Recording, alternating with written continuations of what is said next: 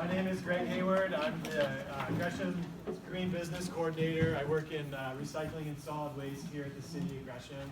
And we're really excited to have everybody here today for a combined Gresham Green Business and City of Gresham training on Lean Six Sigma. Raise your hand if this is your first time ever hearing about Lean Six Sigma. All right. Cool, and then raise your hand if you've maybe done a little bit of Lean Six Sigma in the past, and if you've done a lot of it in the past. Okay, cool. So I'm going to let Brian talk all about that. I'm not going to talk any more about what Lean Six Sigma is about.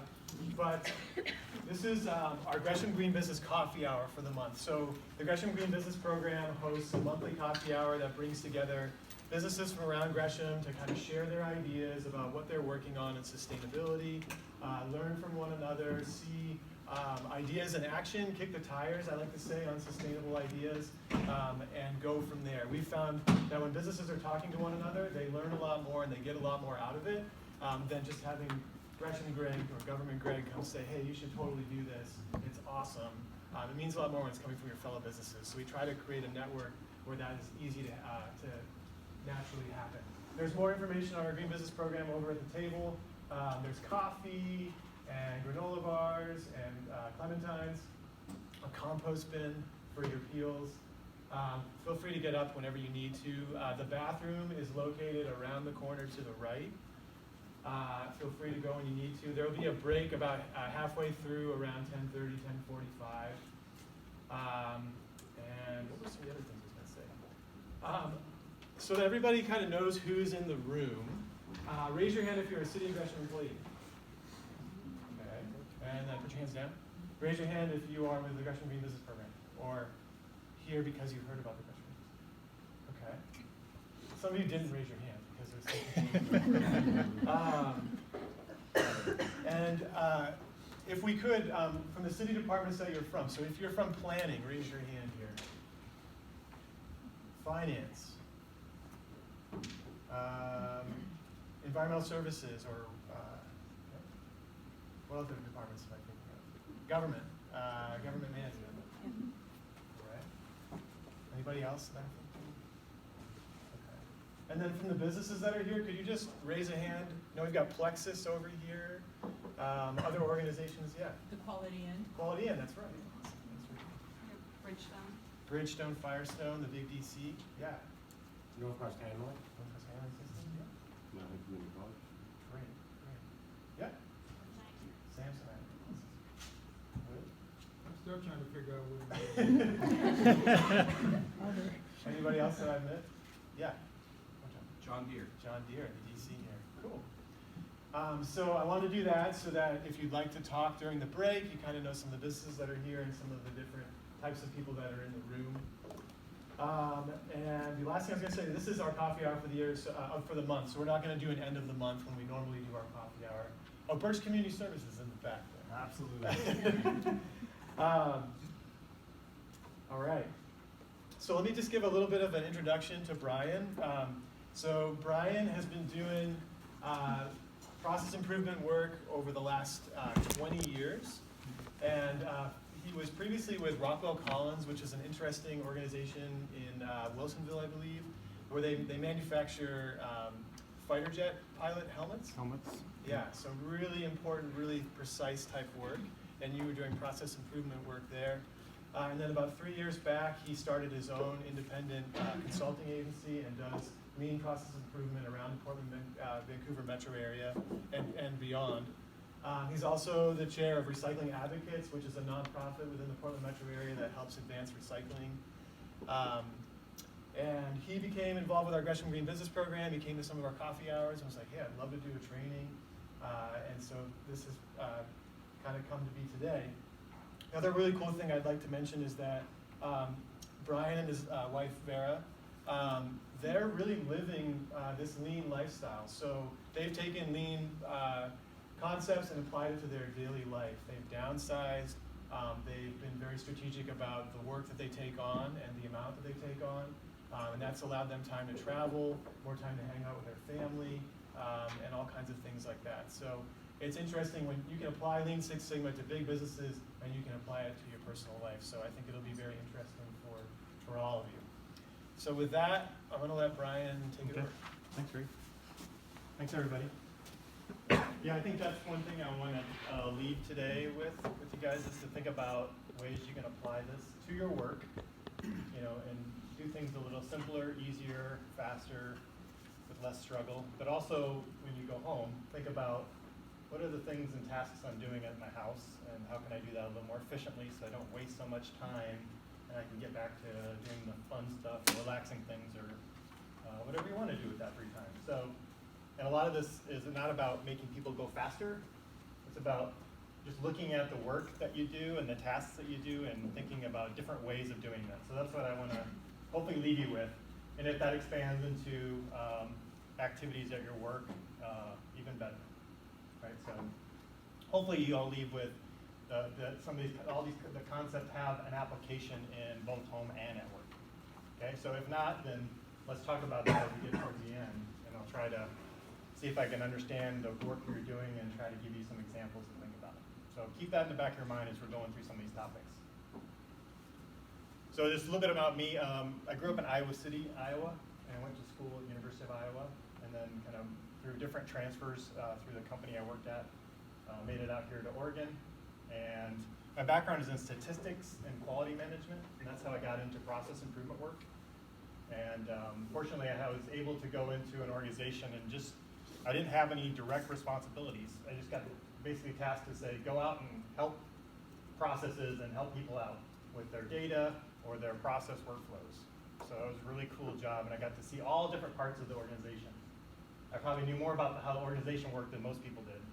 So I got to see all the different processes that connected from HR to IT to purchasing to supply chain management, all those different areas. So that gave me a really good experience and examples. There's different certification levels that Lean and Six Sigma offer up, so I'll talk about that a little bit later. So this is what we're going to go through today. We're going to start off by talking about Lean concepts, and then we're going to talk a little bit on Six Sigma concepts as we get further along. But I usually start with Lean because the concepts are a little bit more intuitive for people, and sometimes the Six Sigma concepts gets heavy into the data analysis, and that could be scary and a little, just basically scary for people. And so we're going to ease into that a little bit with the data. But there's a whole host of details beyond there. So if you are interested in this topic, there's lots of different options to expand and learn. But the number one thing I'd say is just practice. Just like anything else is to practice what you learn. That's the best way to learn. So I'd encourage that as a next step from here. So I think I got a good handle on who is in the audience. So that's good. We have some mix here. If you do have some examples that pertain to something I'm talking about, please feel free to raise your hand and just give that example. I think that makes a lot more sense when you can hear other people talking about, yeah, we used to do things this way and now we do it a different way, and this is tied into the concept I'm bringing up. So I've got a couple of videos to go through. I want it to be somewhat interactive. We'll do one simulation as well, and then I'll try to have a couple of breakouts to have a little discussion so you can talk about what did we just go over and how does that pertain to what you're doing. So the best way, I think, to introduce this is to go through a video. So this video was done by some consultants who work at Toyota, and they, as part of their consulting work, they work with their suppliers, but they also work with government agencies and nonprofits. And this is a really cool video of some of the work they did with the food bank in New York after Hurricane Sandy.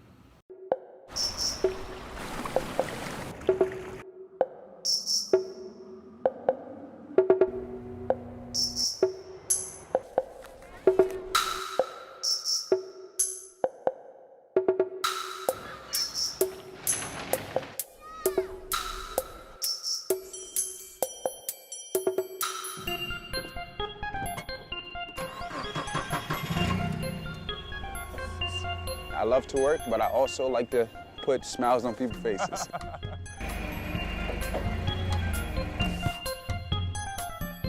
If there's a child out there that's in need, I need to help this person out.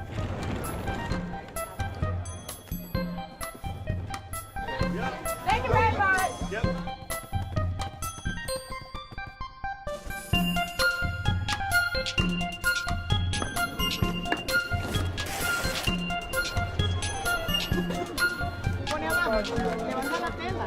When we down to our last box and you have like 7 families standing on the line and you just have that one box and you don't know what exactly to do, that kills me.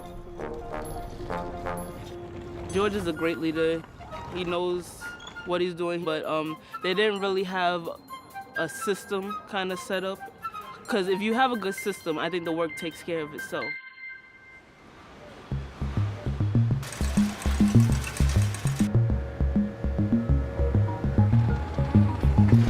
We call TPS the Toyota Production System. The summation of many, many small, simple, cheap improvements can have a very big impact. People are starting to understand that these basic principles of the Toyota production system apply to any kind of process. It doesn't have to be a manufacturing process. We have our way of doing it, but if there's a faster way for us to go out and give food out to people faster, then I'm all for it. I'm all for it. What about a different box size so that we're not shipping so much air? If we could go to a smaller box, we would have the benefit of being able to put more meals on the truck to serve more people. The side benefit being it's not so difficult to handle.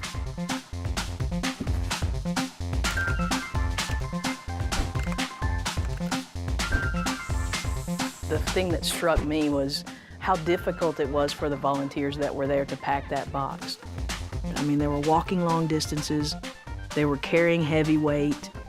It was kind of disarray, just the table in the middle. Everybody was scrambling to get stuff open. And I'm like, this is not really too productive. So by putting everybody on one side of the line and having the material come from the opposite, we think we're going to get a smoother flow. Yeah. Let's go for it now. I don't care if I leave work late. I don't care.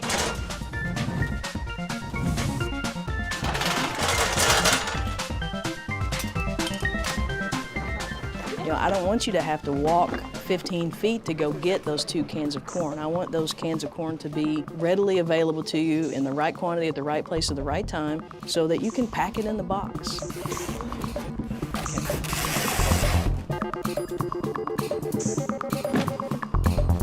Wow, this looks a lot different, doesn't it? It's cool, yeah. Does anybody remember how long it was taking us to pack one box when we first started?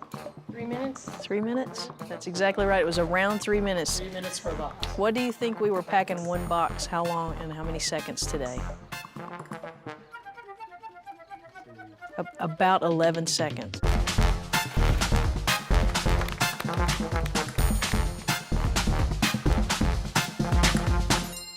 Kaizen is a Japanese word for continuous improvement. And what this philosophy means is we always want to strive step by step to make a process.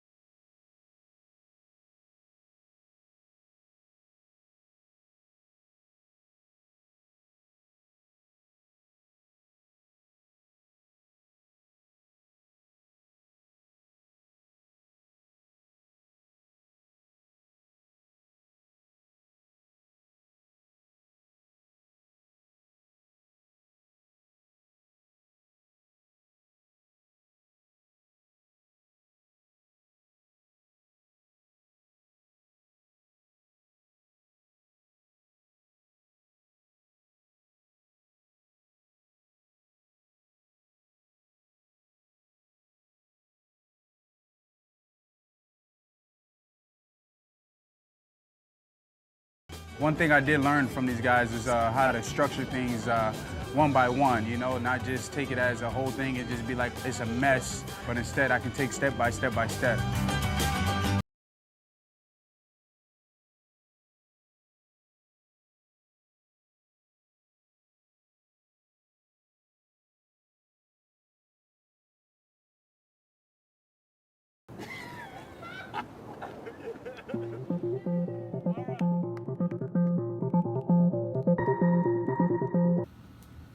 So why don't you turn to your neighbor, introduce yourself, and then just talk about what did you see that you liked about the video.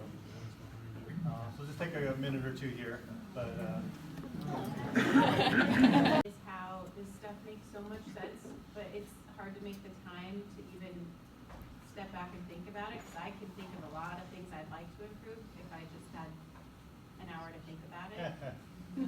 that's a really important part of improvement is you have to invest a little bit of time to step out of the work and kind of look at it from a different perspective. That's a challenge because you're already probably struggling to keep up. So that time you're spending, evaluating the process, you're getting further behind, right? So that's a big challenge is how do you get that initial, get over that initial hump? Because that first improvement will then save you time in the future, but you gotta kind of have to go step backwards first before you can go forward on that. That's a big challenge, yeah. We were talking about people's reluctance for change Yep. reasons, things like that. Yep, that's a huge difficulty too. A lot of around this improvement is around getting a team together, involving people in the work and in the improvements, so it doesn't feel like it's being thrown on them or thrust on them, but they're part of coming up with the solution because they're the ones, if you're people who are changing, they're the ones who are going to experience the benefits, or if it doesn't go well, the consequences of that. So we definitely want people involved in that so they can make the best choices. And you're going to get the best answers too when you involve all the people who are affected. Yeah. Well, speaking of involved, I thought it was interesting that some people from the outside came in to observe the operation and bring their ideas. Yeah. And some of this is just concepts that they've never been introduced to or exposed to before. And so everybody's working really hard. It's just not, there's easier ways to do that work once you kind of look at it from a flow standpoint or efficiency. Right. So sometimes it just needs that kind of introduction or coaching, we call it, from outsiders, just to get started or see things differently that you kind of get ingrained in that process and you think this is the best we can do. So you're kind of introduced to a different way. Yeah.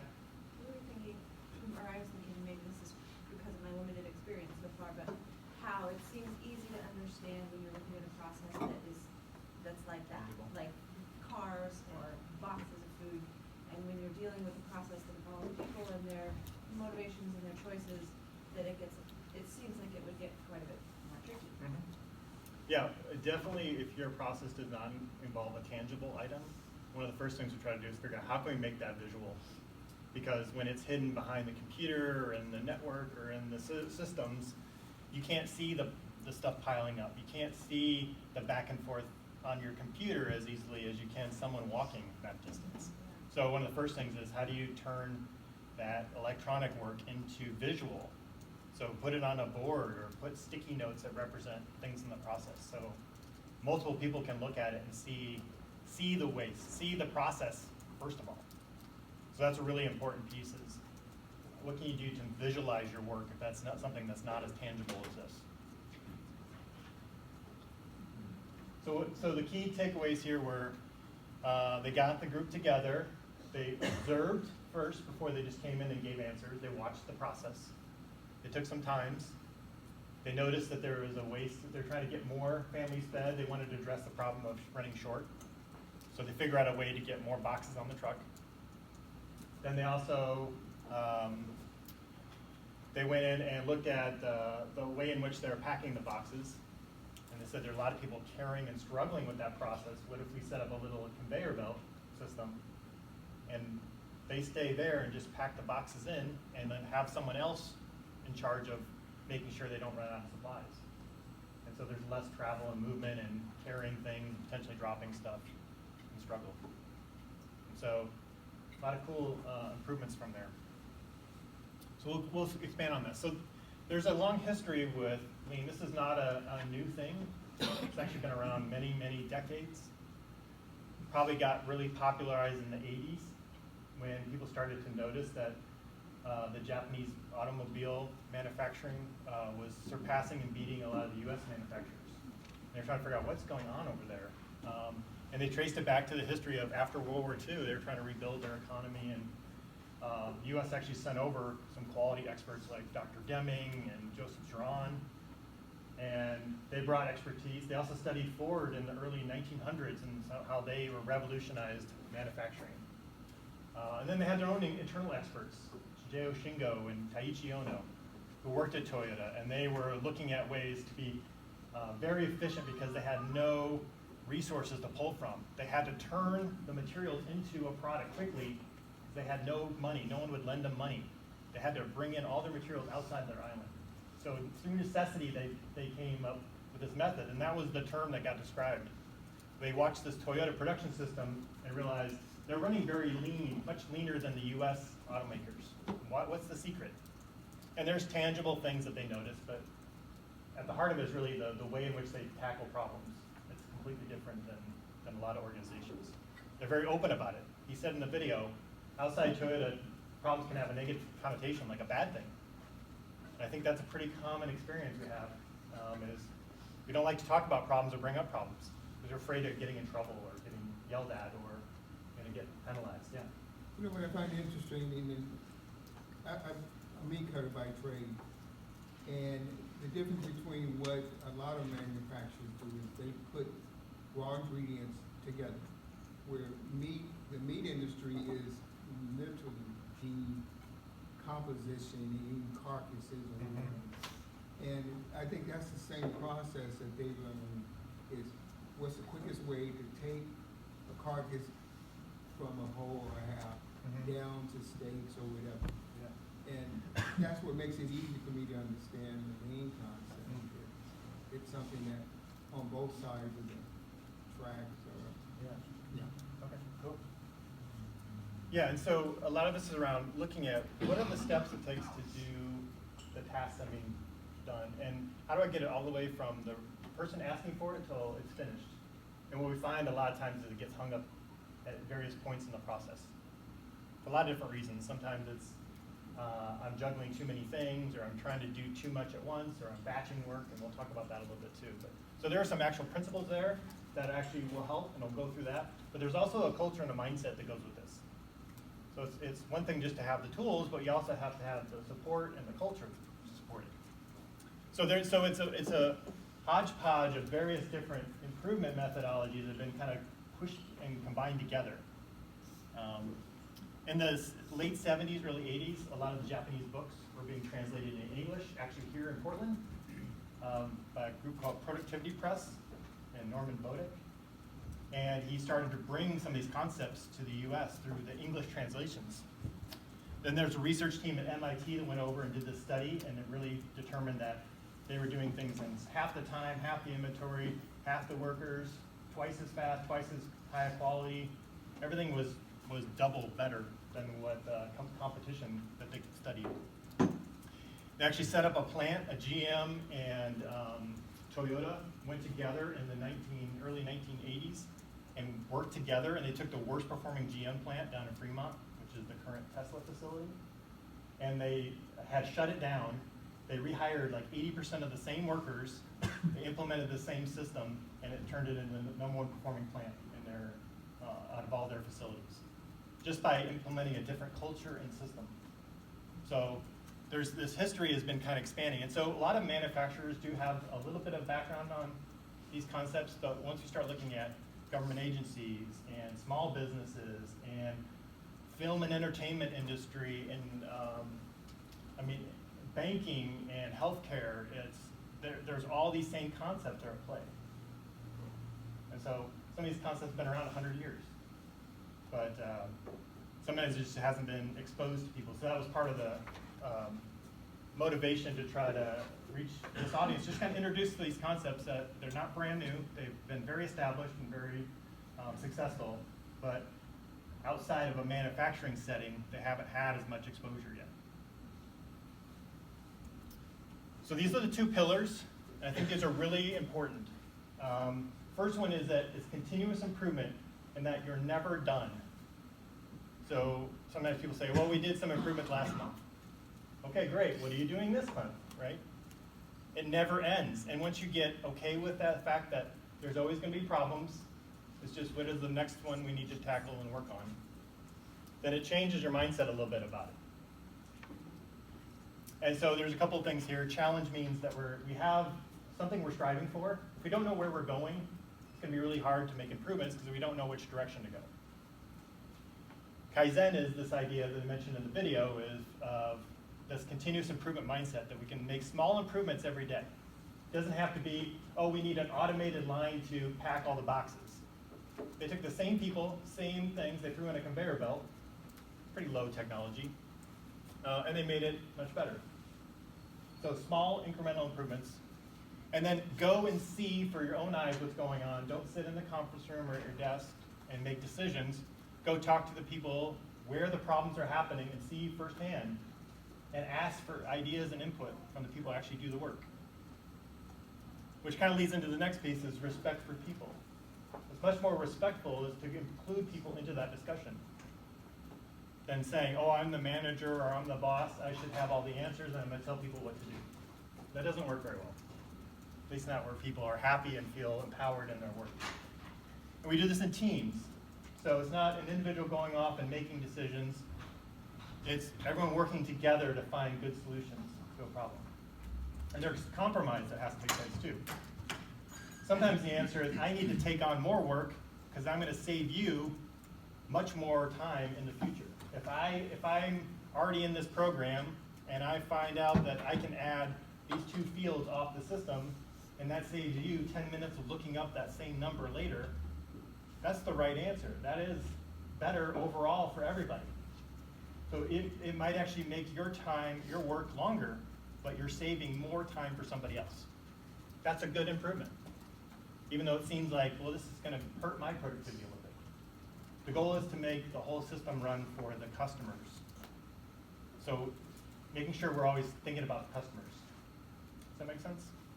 So those are some of the pillars that you want to keep in mind. Always kind of revert back to these is, do we have the right goals and objectives? Are we thinking about small incremental improvements? Are we going to look at the problem and talking to people who actually do the work?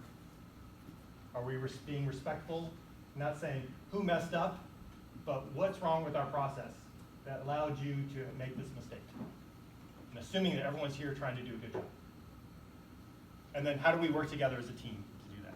So if you keep those principles in mind, you can always revert back to those when you're struggling to figure out, how do I tackle this particular problem? So these are the 5 principles, and think about it as kind of a process flow to how to improve our process. Let's start with the first one up here called value. Value is what your customer or stakeholder or end user or recipient, it could be the residents, it could be an actual customer. What do they think is value? What do they want? And we make assumptions all the time about what we think they want. And this means go talk to them and verify. We provide you these artifacts, we send out this report to you, we deliver this product or service to you. Tell us what you think. Are you happy with it? Is it what you want? Maybe it made sense 5 years ago, but now things might have changed. So first thing is, before we go any further, we need to verify that the customer and end user or recipient is getting what they want. No more, no less. Because if we're doing more, it's going to slow us down. And they're not going to care about that extra stuff. I give the example of just like an email. You're a manager or somebody says, can you give me an update on one of the activities you're working on? And you sit there and you pound out a 10-paragraph summary of your project. And you send it to them and they said, whoa, I thought you were just giving me like 2 sentences. So if you had that discussion up front, you could have determined what is value to them and clarified what exactly the expectation was. And then instead of you spending an hour on this perfectly well written out, lengthy summary, you could have cut that down from an hour to 10 minutes, gave them a very quick update, and then the manager didn't have to read through the whole thing to pull out the 2 bits of information that they wanted. So take an hour-and-a-half process for both people total, and you cut that down to maybe 10 or 15 minutes. And everyone gets what they want, and we're not wasting time. So the first thing is, let's not do stuff that no one cares about. Okay? And don't assume. Go talk to your customers and end users and stakeholders and verify these things. Because if you get that wrong, if you get this wrong, you're going to spend a lot of time doing processes that they don't care about. Or you're missing the things that they do care about, and you're not even including in your process. Does that make sense? Okay, so it all starts with kind of the end user recipient of what you're doing. Whether you're delivering a document or sending an email or giving out a report or delivering a box or providing advice or doing research, there's a recipient for that. So when we see these types of things in our process, it highlights that these could be probably non-value added because they usually don't result in good things for the customer. So there's an acronym called Tim Woods. This describes 8 different types of waste you can see and observe in a process. So let's start with the first one here, T. T is for transportation. So we saw this in the video. Someone was walking back and forth with a box, right? All that walking is just taking time. You know, it takes about 2 seconds, or every 2 steps takes about a second. And a rough estimate, right? So if I'm walking 100 steps, that's time that is slowing down the process. If I don't have to walk as far, then that's time I can save and get more work done. Because usually you're not walking and then doing something with your process or writing things. Well, some people are writing an email and walking, but that's not very safe. So sometimes you can try to be a little multitasking, but may not be the best way to do that. So most of the time, the transportation time is not improving the product or service that you're doing. It's just taking up time. So we try to figure out ways to cut down the walking and travel. But transportation could also be moving of items, routing emails around to find the right recipient who should answer that question. And that's causing delays in the process. Okay? Next one is inventory. So think of this as, could be the physical inventory of why there's so many boxes here, why there's so many pallets here. If it's stacked waiting, that means we don't need it right now, so why did we get it so early? And also think about your backlog in your inbox. That's kind of like inventory. So you have unread emails right now piling up. That's your little inventory stash. And that creates stress. And the more that are there, the longer it takes to get through that pile. And so somebody who sends an email later today is going to have to wait through all the other emails to get looked at before it gets around to theirs. So it causes delays and waiting in the process. And if you're physically buying things, what happens is you have to, I see this a lot with people buy in bulk. So they'll say, all right, I can get a good deal on this, but I'm going to buy more than I need right now. And so that might seem like a good deal, but we also have to weigh that against how much space is that going to take up in our area? Do I need a bigger space and bigger building to house all that extra stuff? And then that's usually going to take more money out of your bank account or out of the business account to hold on to that inventory because you paid for it. But you don't need it right now, so it's sitting there just kind of collecting dust. Or it could be in the bank gaining interest. And then there's a risk that I might run out of this, or there might be changes and this stuff isn't even needed anymore in the future. We're going to change our process around. Do you have an example? Well, no, and is it perishable? Perishable, exactly. Yeah. Right. Yeah. Look, I got 3 dozen bananas for 10 cents each. What a deal. But at the end of the day, if I end up tossing a whole bunch of the bananas away, did I actually save money? And then I had to have a huge shelf dedicated for the bananas. So you got to look at the long-term impacts of the inventory. So that creates a backlog as well in our process. And so this can be an area to look at and say, where I see big backlogs of inventory, maybe that's where a problem is nearby. There's something holding it up, like a bottleneck in the process. So this can be used to help us identify areas to focus on for improvement. Motion would be like activity at your own workspace. So on your computer, if you're having to click this program and then click this file, open it up,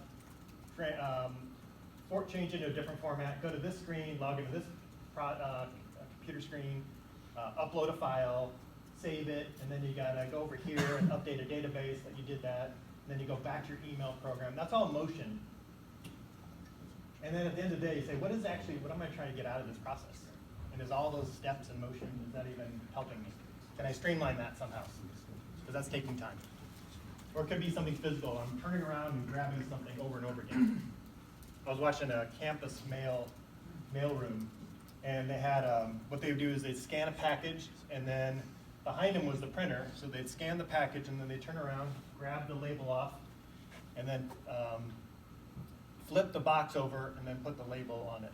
And they did that just all day long, just turning around, and kind of like, why don't you just move the printer in front of you so you can just go from here to here to here. So that's motion. And people they get so used to that process, they don't even realize they're doing it. So someone kind of looks at it from a new perspective. Waiting, just waiting for decisions to be made, waiting for approvals, waiting for someone to get back from their break or from vacation. That always, just think about the end user and the customer. They're waiting through all those delays. And you might say, well, I'll get to that on Monday. But that's, the clock's counting even on the weekends, right? So, or I'll get to it in the morning. But it's still, there's 8 hours or 10 hours or 12 hours or 16 hours of time between when you leave work and get to your work in the morning. The customer's experiencing that. They're waiting through that whole time. So we're just going to be conscientious of the impact we're having on the process. Overprocessing is why we started with value, because a lot of times we find out we're doing things that the customer doesn't care about. And we're going above and beyond what they want, and they don't care. So why do we keep doing it? Because this could take us an extra 20 minutes or 30 minutes of work, and they don't even appreciate that extra work we put into it. So once we realize that, it's good that we can stop doing that extra stuff, because they don't really care about it. Maybe during that discussion we find out they'd rather us do a couple other things. So we just swap out the type of thing we're doing. I need that report, but honestly, that 6-page report, I really only need this little section. And what I'd love to see is actually 2 other sections added.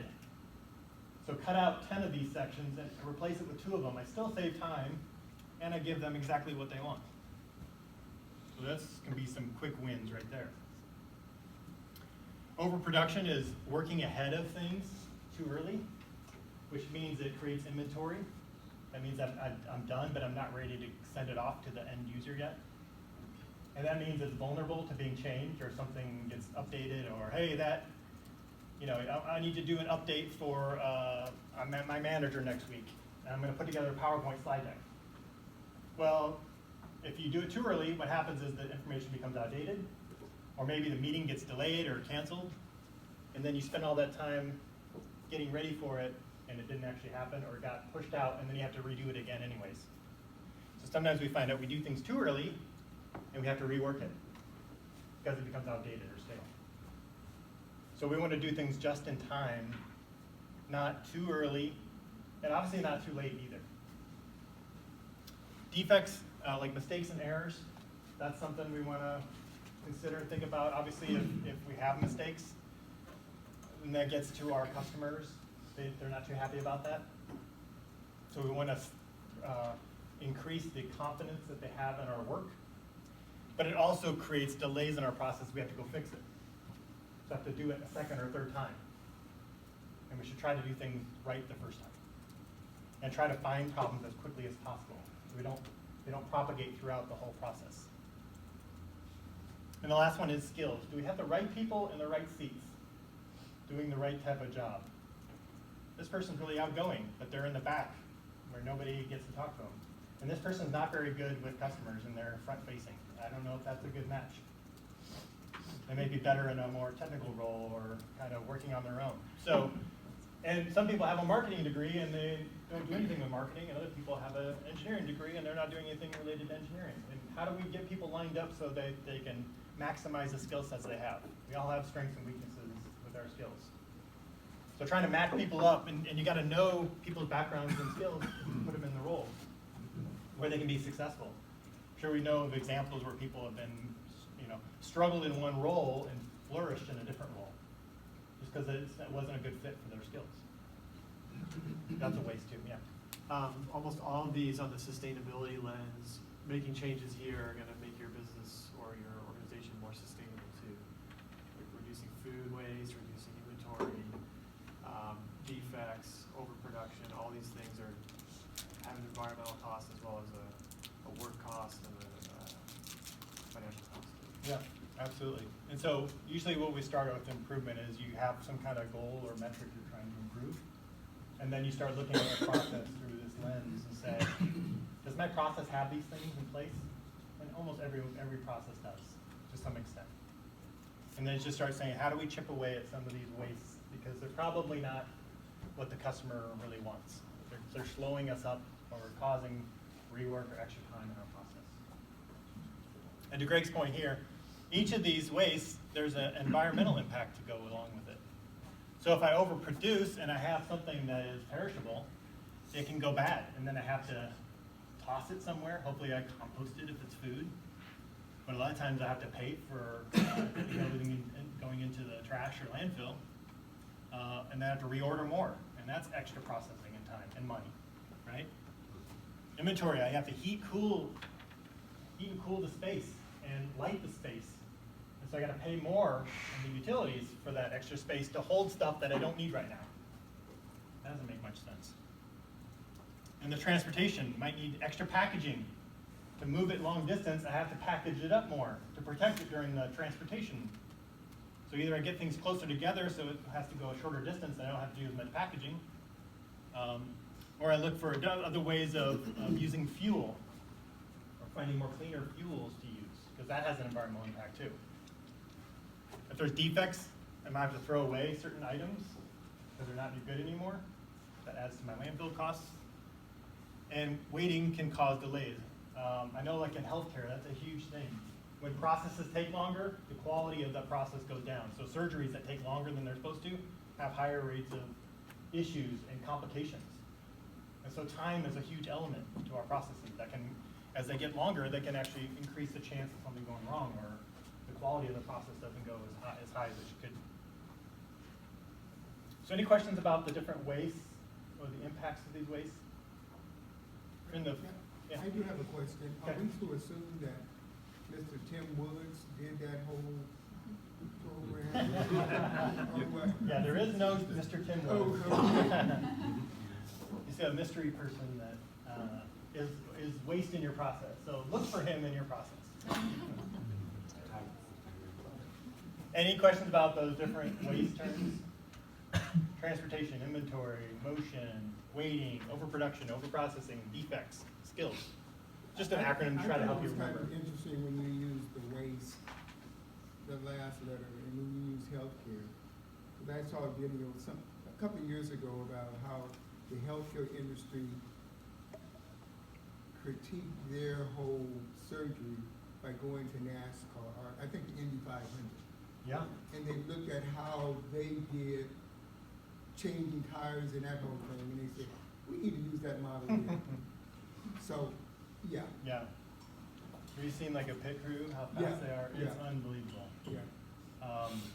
And that's an example of how it's setup reduction. That means, how do I change from one process to the next one, or to complete that task? And they've got it dialed in down to seconds. Yeah. And it can be done. It takes a lot of work, but you can turn processes around from one task to another very quickly if you focus on that. There are very good techniques for doing that. Okay, so that's the first thing, is you kind of look for those 8 wastes. If you leave with nothing else today, you just start noticing and observing those wastes, and it could be at the grocery store when you're waiting in line saying, I wonder what's wrong with the process that I'm waiting in this extra long line here. Maybe they haven't cross-trained very well, their teams, to jump in and help out. How come they ran out of my favorite item on the shelf? It seems like a defect, and that doesn't make me happy as a customer. So you'll start to notice this. Sometimes it can be a little frustrating. You can't unsee the waste in the processes, but that's the first step, is to start to notice these things in your process. The second piece of this is a value stream, and what we look at is what are all the steps it takes to deliver that value. From collecting the, so when you get an order or a request, it could be an email request from a coworker, it could be a customer pays you for some service or product. Until you deliver that product, they look at the total time from request to delivery. And the goal is to make that whole process streamlined, not any one individual step. So what a lot of times the biggest challenge is that a lot of the processes are set up to make individual steps look really efficient. And you have to break that. It's not about an individual department or group being efficient. It's about the whole process being efficient, which means individual pieces of this are going to be inefficient at times. And that's okay, because you're focusing on the customer experience or the end user's experience. So sometimes in the process improvement, we say it's okay for people to be doing nothing. In fact, sometimes that's the best answer is don't do anything. Just sit there, and it's very counterintuitive to say, I'm going to have a worker not do any work. The answer is yes, because they can do more damage by working ahead too early on stuff, and they have to fix or rework later, than just doing nothing.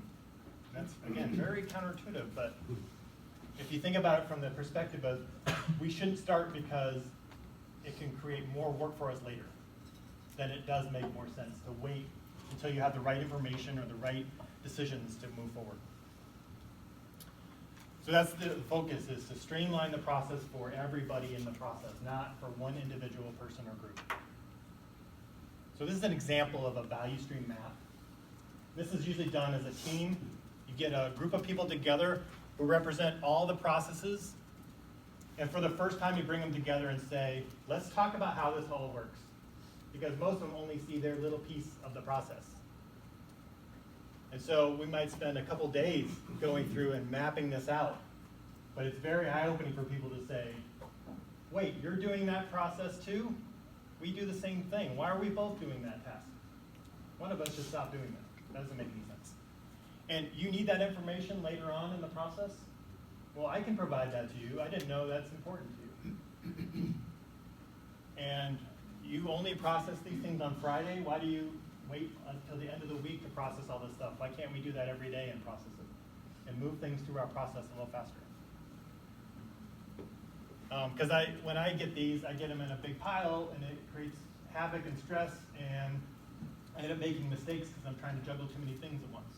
So you get everyone together to look at the whole process, and then you say, how do we make that whole process better? Here's an example, and this is not that unusual. A process takes 68 days, and only 15 minutes of actual work is needed to do the work. And I'm not joking, that is a very typical result, is we'll find that the ratio of the actual work it takes to get it done versus the total time it actually takes, those are two different numbers. And if you look at your processes, look at how long does it take to respond to your customer, and then how much work does it actually include, that's a very typical ratio. It's a very small number, 1%, 2% of the total time. And we want those numbers to be closer. We want it to be, if it takes 15 minutes, maybe it takes an hour to do the whole process. That's a little bit more typical ratio we'd like to see. So this is really eye-opening when people go through this exercise. First of all, they've never even met people in other parts of the process. And then secondly, they realize how broken the process is from the customer's perspective. Has anyone been through a value stream mapping or mapping exercise like that, with cross-functional teams together? A little bit of one. Yeah, it's really powerful exercise. A lot of companies start with this. They pick a major product or service that they offer, and they value stream map it. And it does take some time. It goes back to the question of, where am I going to get this time to work on this thing? Well, if you do it well, you're going to regain and recoup that time very quickly, and hopefully be faster. In 2 months or 3 months from now, where are you going to be? You're still going to be struggling if you don't make the time now. If you do this well, you might end up way better off at that point. And you might be doing way faster. So even if you fall behind a little bit during this improvement time, if you do it right, you should catch up and surpass where you would be. So it is an investment, but it's usually be a very successful investment. So I'm not going to go through all the technical details on that. But this is an example. And so all we've done is, see the green? That is the actual work, and the red is the time where there's waiting and delays and hold up in the process. So let's just cut out the delays and the waiting by looking at the process differently. And we haven't changed the green at all. Haven't made anyone go any faster. It's the same amount of work. It's just gonna hand off more smoothly to the next person because we're actually in better communication with each other. And we've set up our processes to flow a little bit better. So it's the same amount of work, but we can take a process takes a whole day down to 1 hour, just by rearranging the way we do the work and thinking about it as a whole system, not as my individual efficiencies. Okay, so that's very reasonable to do as a kind of a first pass, is to cut out a lot of the delays. And so the third piece here is called flow. How do we get the process to flow smoothly, like we talked about there? When it goes and it sits on someone's desk for 3 days, that's not flow. When it goes to an operation and it piles up and it sits there in a pallet for 4 days, that's not flow. So how do we identify these and then get things to flow a little bit better? So think about the concept is, once I start working on something, I should try to complete it all the way through without setting it down. Every time I set it down and work on something else, I've disrupted the flow. And so how do we stay focused on those types of things? So these starts and stops in our process. Oh, I can't finish that because I need an answer from so-and-so and they're gone on vacation. I'll have to put it off to the side. And then you work on something else. Oh, I don't have a way to access that folder, so I'm going to set that one off to the side. And what I'm doing is I'm building up inventory, and now I'm having to juggle many different things, and I forget about that one, and I forget to contact that person, and all of a sudden it's been 3 weeks. Where's that form? Oops, I forgot. It was just in this pile of things that I'm managing and juggling. So once you pick it up, try to get it all the way through the process. That's the goal, to get flow. But usually it's caused by this batching or personal efficiency motivations. So let's do a little exercise here. I need groups of 5, so I think the tables of 4. We got 3. Okay, so we need a note card person on one end and a stopwatch person on the other end. Make sure you got that. Okay, you are good. Okay, so the colors designate a right-hand and a left-hand signature. Is that the first person with the cards? The person with the card doesn't do anything except hand them out, but they control what gets handed out, okay? So you'll take the 3 cards, the first person, and you'll sign it. Probably do your right hand 3 times, once on each card. And then you go back and sign it left hand on each card, once each, okay? Not yet, not yet. I'll tell you when to start. Then you'll pass all 3 cards. You have to send them all in a group of 3 to the next person. So keep it in groups of 3 at all times. The next person will add their signature in the middle. Same thing. So you'll end up doing 6 total signatures with each set. Okay? The third person will do the same thing. On the far right, they're going to add their signatures, both right and left-handed. Okay? Then they'll deliver to the end person, the timer or the customer, and the customer will write down the time it took when they received the first of those batches. And there'll be 4 deliveries. And so when the first person gets done with the cards, you can issue 3 more. And then when they finish those, issue 3 more until you run out. Okay? So everyone should have 12 cards total. There would be 4 groups of 3 cards each. Does that make sense? Take a nice, easy pace. It's not a speed race. We just keep a pace that you can maintain. All right, so this is not trying to make you go faster. Just sign your first name only. Yep, yeah. How legible does it need to be? Can't be like a scribble. We should be able to tell it's your name. Okay. So try your best with your opposite hand to make it legible, that you can tell it's your name. And then the customer just verifies that there should be 6 signatures on each card. 3 left-handed, 3 right-handed from 3 different people. The customer has a stopwatch. Customer has a stopwatch. And so for round 1, we're going to get 4 different times because there's going to be 4 different deliveries. Does that make sense? Yeah, but they're going at the same time, right? So like when the first one starts, As soon as we say start the stopwatch, and then get laps as it goes along. So keep a continuous running total of the times. So the final delivery will be the end time for everything. Yeah. Did you understand that? Yes, they're just going to keep the timer running. However you want to sign just do it consistently. Just keep it consistent throughout the whole exercise, okay? However you want to sign your name. Okay? So it's not a speed. You're going to be competing against yourself, so don't worry about what the other teams are doing. Yeah. Is asking all these questions an example of over processing? Yes. Potentially. Yes. Any other questions? It makes sense? So round one, we're just going to run through in groups of 3. So only you have to pass only in groups of 3. You can't pass them. All right? Okay, is everybody ready? Is there we stop doing things in a batch? Because you might say, well, it's easier if I knock out all my left hand with a bunch at a time. And I don't have to switch my hand as much. So it seems pretty efficient to do it this way.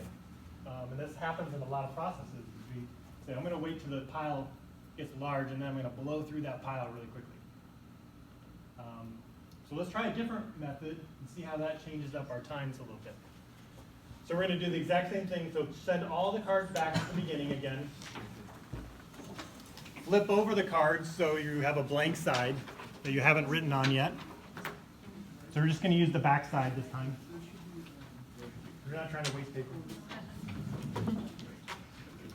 Okay, so you should have 12 cards. Make sure you have all 12 cards. So this time you're going to issue 1 card at a time. You're not going to wait for 3. You're going to send out 1 card. They're going to work on it. And then you just send 1 at a time through. So you're actually going to issue out 12 times, and the end person is going to get 12 different deliveries. So there's spots on that sheet for 12 recordings. All right, and so we're going to see what happens to those times when we do it as 1 at a time versus 3 at a time. Okay? Same exact right hand, left hand, same exact task, except you're not going to hold up those other 2 cards before you pass it along. You're going to take 1, pass it along, take 1, pass it along. Does that make sense? So everything stays the same except you can pass only 1 at a time instead of 3. Is everybody ready? You're dealing cards now. Right, right. Okay. All right, ready, begin. It's a very important relation, because if I wouldn't give them the cards, take time to give the cards would slow them down too. Yeah, you have to know when they need the next card. Yes. Yep. And it was more frequent there. So it does create a little bit different work somewhere else, but if the goal is to try to get, and think about this as a document, someone's requesting assistance, and they fill out a form, and it has to go through 3 departments. And that signing was your review of that document. And when we batch them up into piles and then work on the piles, the person requesting assistance takes much longer. If we do it 1 at a time and say, I'm going to look at this document right away and pass it along, they get the answer they need quicker. And you actually get through more of the documents faster. And it's not intuitive. It takes a while. Just so as you're thinking about your process, think about, maybe I can't do 1 at a time, but maybe I can go from 10 at a time to 5 at a time, or 5 at a time to 3 at a time. So the goal is to try to keep making those batches smaller and smaller as much as possible. It'll highlight waste in the process for you. Any other questions about what we just went through? This is just kind of a real simple exercise to try out, but it's pretty eye-opening when I first learned about that method. It did not seem intuitive. There's a video that has people stuffing envelopes like for a wedding, and they fold all the papers, and then they put in the envelope, and then they write the address, and they stamp it. And then when you do it as fold, shove in the envelope, address, and stamp, they get through more of those documents at once. And those are ready to be mailed out right away instead of you putting this whole pile of items through. So it's a little counterintuitive. But. Okay. So let's watch a little video on one of the improvement methods that's pretty popular called 5S, and then we'll take a break here. Okay? So this method is called 5S, and it stands for 5 steps of a process to organize your workplace.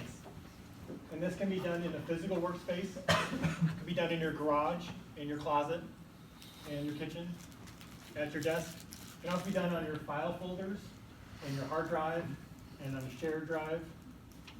And so look at the steps of the process they go through, and this is a method you can follow to get better organization around your workplace.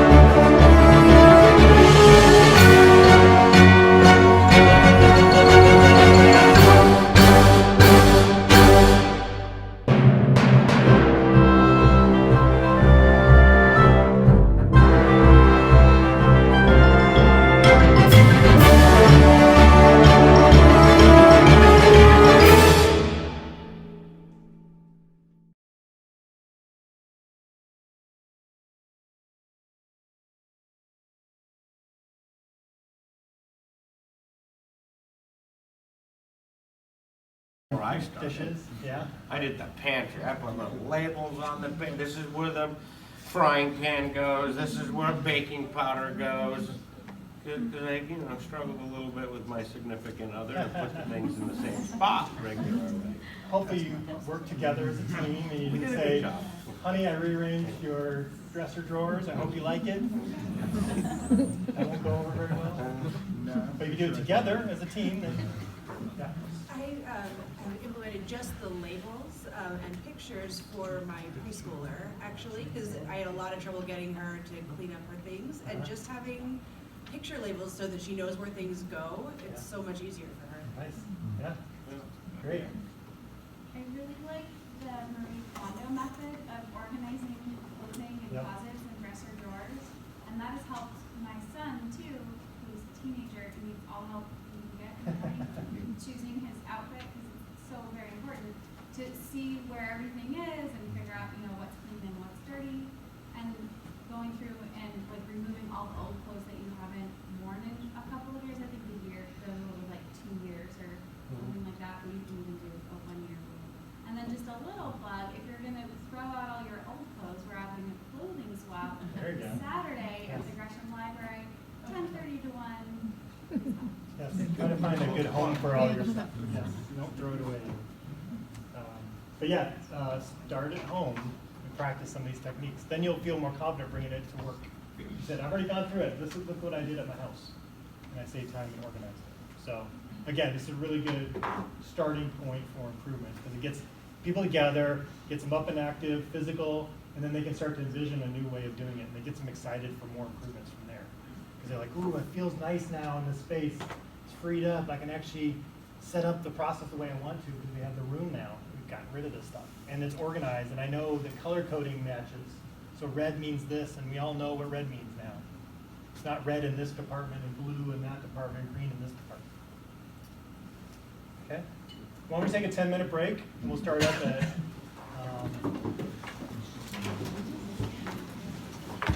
so at 10:45. With our 5 principles, we were talking about the element of flow. And that's where we did the exercise to try to get the cards to flow more seamlessly through our process and back to our end customer. Then when we start getting that running pretty smoothly, what you'll find is sometimes you're flowing it too fast or too slow for what the customer needs. And so what we want to transition to is pull, where we wait and let the customer pull when they're ready for it. Sometimes we build our plans off of schedules that are way out in the future that we try to predict what's going to happen. And then when we get really close to that time, it actually changes a lot. And that can cause a lot of disruptions in our process. So instead, a pull system would be, tell me when you need that report and I'll deliver it to you within the hour. A push system is, I'm going to send you the report on the 1st of the month, whether you need it or not. Because what happens, someone goes on vacation and then they come back the next week and they said, oh, that report you sent me last week, can you add this week's data in or last week's data into that report and resend it to me?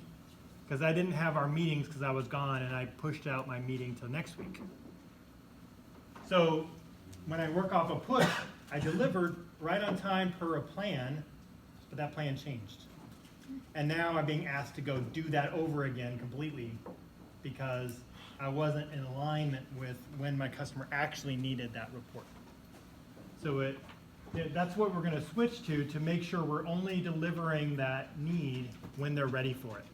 And like in the card simulation, when we're passing out the cards, you started to do that a little bit too. You didn't want to give too many cards at once because you wanted to wait until that person was done with the card and then you give them the next card. And that's kind of like a pull system too. Same with what we saw with the 2-bin system in the video. You're pulling the replenishment of those items based on the bins sitting out there. You don't come in and fill up the bins whenever you're ready or on Mondays. You go around and check, and when there's empty bins, you refill them at that time because they actually consumed those items. All right, so that's a transition we want to make. And then if you don't get the signal that you're ready, then don't work on that item, go off and do something else with your time. All right? So that's what we're trying to get to is things change, what the plan was last week may not be the plan this week. And so we want to be flexible in our process and say, I'm going to make my process so efficient that I can give a response quickly when you need it, but only when you're ready for it. Okay? So flow is to make the process run efficiently. Pull is to wait for the signals, and that could be a visual signal. It could be a signal like an email. It could be a phone call. Okay, I'm ready for it. Send it to me. And you got your process dialed in so quickly it says, I can deliver that to you pretty quick because I do it one at a time and it flows through our process really quickly. But you got to get the kinks worked out here first before you can really go here. Otherwise, if your process is all over the place and you say, oh, you need that right away, oh, we're struggling to get that done, it's going to be messy. So you get the flow running smoothly, then you start to transition to pull.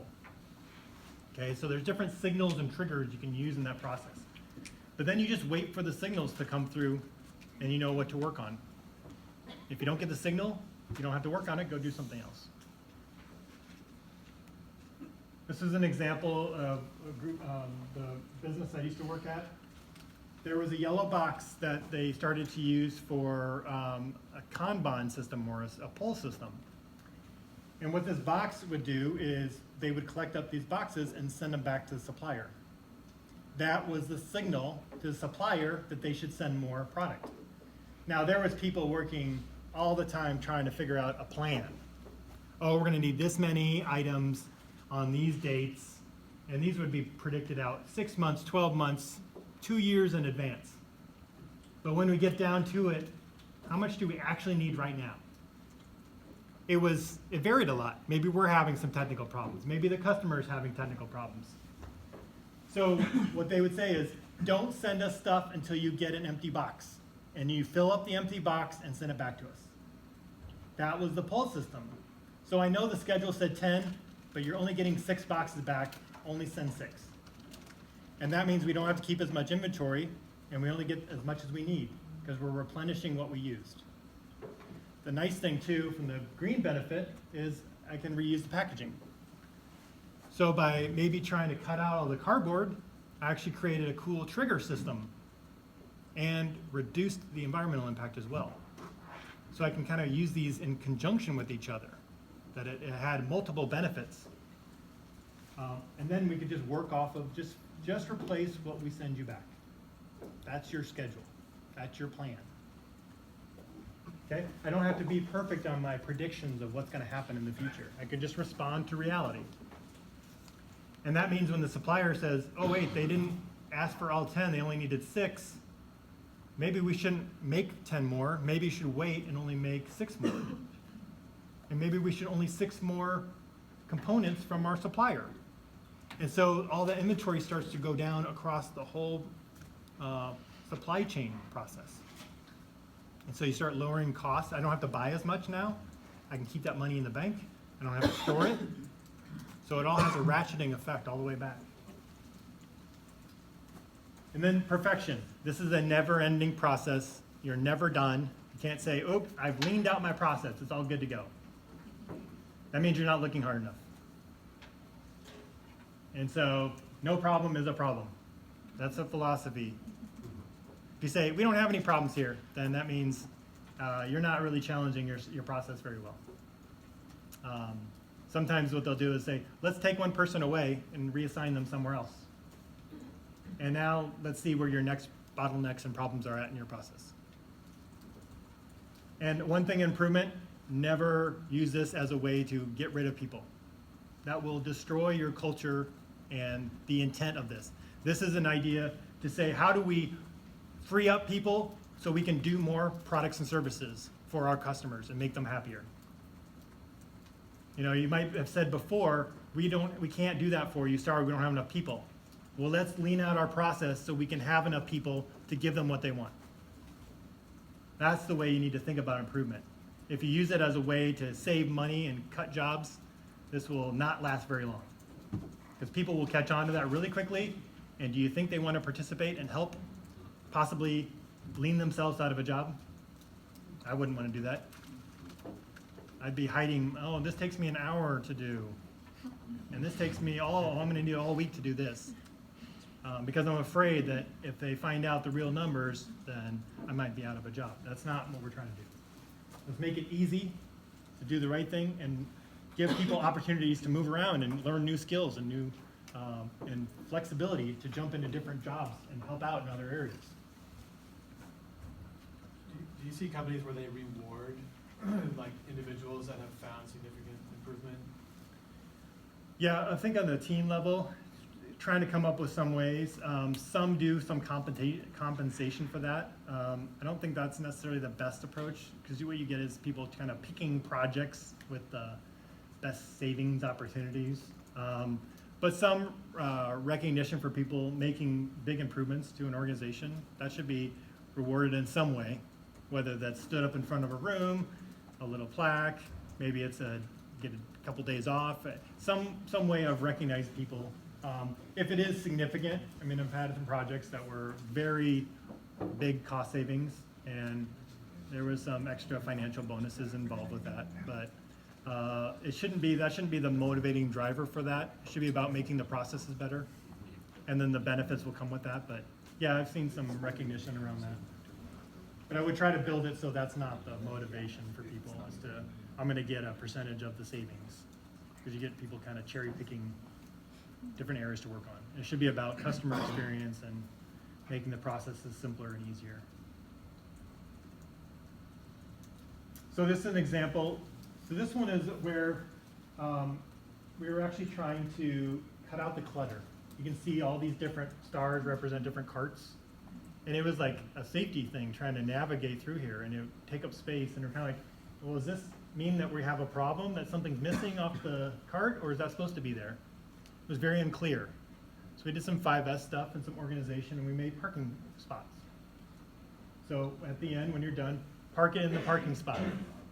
You know, very simple, just a little marking on the floor. But that cleared up a lot of clutter. And then we realized, oh, we don't have enough parking spots. Maybe we have too many carts. In fact, we had 20 extra carts when we were done. We had room for about 30 of them, and we had 55 or something like that. Well, it turns out they're actually going to replace all the carts. And they had an order out there for 55 new carts. And we said, oh, hold up. We only need 30. Only order 30 of those carts. And so that turned into like, they were $500 a cart. So that was like $10,000 of savings, because we went and organized and figured out how many do we actually need. And 30 is still a lot of carts, but so we saved all the material and the environmental impact of those 20 carts, plus the cost savings right there, just by having clear designation of where things go. Everything has a place, and everything goes into its place. If it doesn't have a place, it's going to find its place on a shelf, on the floor, wherever there's room, someone will make a space for it. Yeah. We found this with waste bins in offices. If you tape out where they're supposed to go, they don't migrate, and you can keep your signage above, and people will clearly sort, and then you save on your waste expenses significantly. Yeah. But it's amazing how much materials will float around an office and nobody knows where to go, or they just stop recycling because it's not convenient anymore. Yeah, absolutely. It's a good one. So just having areas that say, this is where it belongs, These are where they and having a belong, little circle. Say, this is where our trash belongs. Put it back. If it's not in this place, you can tell right away, wait, something's supposed to be here. There's a visual indicators that something's out of place. And that means there might be a problem. Why isn't it here? What's the problem that I need to find that caused that to be out of place? And then what can I do to help fix that problem? So that's the visual indicators make it obvious. So if there is a cart in the middle, now I can say, that's not supposed to be here. What's wrong with this? So it's helping you see problems much easier too. And maybe I can find it much faster than waiting to the end of the week and saying, why don't we meet our numbers? Or how come we were struggling to keep up, and why are we getting complaints? Well, we could have seen that coming on Tuesday if we had the visual indicators in the process. So I went to visit my mom, and she said it's okay to show these pictures. This is our, huh? Oh, yeah, I should have, yeah. This is our sewing room, dedicated room to sewing. And she's not that disorganized, really. She's pretty organized, but I was like, oh, Mom, this is not very organized. So I'm here for a couple days. Why don't we put me to use. What can I do? So we sat down and we talked about, what are you using this room for? What's the purpose of this room? And what are the main tasks you do in this room? What are the products and services you deliver? We make quilts. Okay, great. Anything else you do? Sometimes we repair things. Okay, so once I understood the purpose of the room, then we worked backwards and say, what is the process you go through? Well, I decide I'm on a customer, a niece I want to make a quilt for. Okay, great. So you pick a pattern, and then you grab the material, and then how does it go through your process? You walk me through the process, and then from there we determined what the process flow should look like and how to cut down the inventory. And we went through all the material as a sort process, and I said, how many projects do you have going on? I said, oh, probably 5 or 6. I think it was more like 20 to 25 when we got done, that are all various stages of completion, from all the way almost done to I just started and did a little work and then put it off to the side. So we said, okay, let's set some limits. Maybe we only have 5 projects going on at one time. Let's try to bring it down a little bit more manageable. And then what is your workflow? And where are the things you use most frequently? And what is your transportation and your motion? What are your visuals in the process? And so after just one day, we came up with a new process where she could go from the ironing board to the cutting table you can't see, and then to the sewing room. And it was kind of weird shaped. It was in the middle of the room. And before, she had everything on the edge of the room. I said, this is your room. You can set up any way you want to. Set it up for flow and efficiency. Don't set it up because it looks nice. So this is in the middle of the room, but it actually cut out a lot of travel. And then she could also watch TV on the other wall. And she sent me some pictures. She's maintained this. This is in the summer. So she sustained the improvements, which is a really hard part of getting organized, right? You can do this all the time, and then you come back 6 weeks later, and it's a mess again. So that's the hard part. But if you can set up a system and then manage the flow, then you can keep things a little bit more organized. So that's a home example. You can try these concepts. This is at Free Geek. How many of you have been to Free Geek before? Okay, quite a few. So they're a nonprofit in Portland. They refurbish laptops, computers, and this was their mobile device repair station. And so the people that worked there knew where everything was, or at least they said they did. I believe them. I think they did know where everything is at. But if you get a new person to come in and say, I need you to go fix an iPhone 7, they're going to have a hard time finding the cables and the tools and the supplies they need. So we went through some of the principles. We talked about what is the purpose of this role, of this process area. They complained a lot about space. They were like backed up with shelving right behind them. You can't see it, but there's basically like a wall of stuff right behind them. It felt cramped. So afterwards, they went through and they cleared out a bunch of stuff. And then they did start to organize this a little bit better. So it just created space and made things feel like a little bit more freeing. It didn't seem so chaotic. They could find things quicker because they weren't looking through stuff that shouldn't even be there. They got rid of broken cables and cords that don't work anymore and are on outdated phones that they had. And they used to store all the phones underneath here in a box. And they would rummage through the box to look for, oh, found the iPhone 4S. We laid them all out, went through all those and put them on a shelf and laid them out so they could see the entire stock of things that they could work with. And then the salesperson would come by and say, people want these and these and these. So it created a pull system. Instead of, I like this and I like this and I think people might like this, they connected the sales team to the mobile device area. So that was some of the improvements that were done here. So let's take a couple minutes. What are some of the key takeaways of some of the lean concepts we talked about so far? Okay, so turn to your person next to you again, and you say, we've talked about a couple different topics, so what are the things that stand out or kind of takeaways for you? Share something that they talked about? Anyone want to share something they discussed? Problems are just opportunities, right? Yeah. Yeah, so Andrew from Birch, over the last 7 years, our donations, large in part to a lot of you generous folks, have increased more than double. In the same facility, same labor and everything. And one of the challenges that we have come up against on a regular basis is how do we change our processes to more rapidly move through that product and get it to as many families as possible. And that is it's an ever increasing challenge. And so more than anything, as I go through this, I just feel guilty. And but yeah, it's very Yeah, cool. Yeah, those are important challenges to deal with, right? That's a good thing, right? Got a lot of donations come in. How do I process those? So, yeah, so we've been working with Restore in Gresham a little bit already. So a lot of good ideas we've got around warehouse efficiency, sales floor, all those things. Some applies a lot of things. Yeah. We have a Y drive that I'm sure a lot of the city folks have. And it's got files on there from 10, 15 years ago, various naming conventions. And I bet if we added up all the amount of time that we spend navigating through that to find files, it's just going to be insane. So taking the time to really work on that, I think would save lots of work. That's the best kind of exercise, is do that on your file drive. Sort out the files that don't belong, organize it in a way that makes sense, more logical sense, because things evolve over time. And you're like, now this is part of a new program, but these files are all spread out throughout. Clean out the drive a little bit. There might be some technical things you want to do. Standardize naming conventions, labels. What do you call a certain customer or segment of your population? Everyone has 10 different names for it.